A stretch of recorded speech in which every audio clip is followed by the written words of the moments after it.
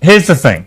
Unfortunately, you sound like the people who have started to defend the indefensible when it comes to what Israel's government is doing. And I'll tell you why.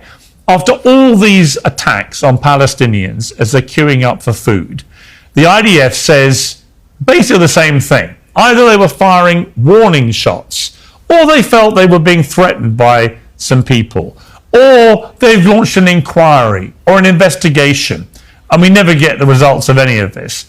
But in the meantime, 1,000 people who are desperately hungry and are queuing for food, even though you say they've got plenty of food, there are thousands stampeding for the small amounts of food that they can get their hands on, even though you say they're not hungry because you've overfed them, right? That all these people are just dropping dead.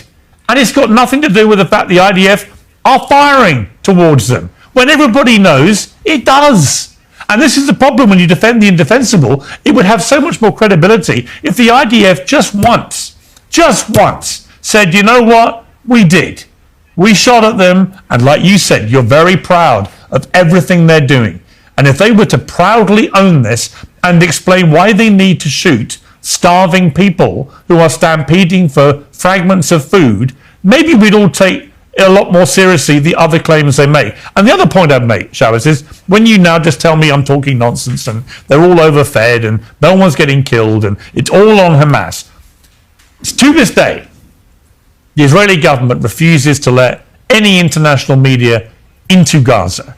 And it's not because of the quaint notion that they're worried about the safety of journalists, because they've killed over 200 Palestinian journalists. They don't care about the health and safety of journalists, and it's not their business to decide about the safety requirements of journalists. It's the business of the organizations that employ them. But until Israel's government allows foreign media into Gaza to verify its endless, in my opinion, utterly disingenuous statements, then no one should believe a word they're now saying. Because why should we? Why should we? Why should we believe anything that the Israeli government is saying about any of this when they don't want the world's media to see it? After October the 7th, what was the first thing they did? They brought the world's media into the kibbutzes to see the full horror of what Hamas did, to verify the truth.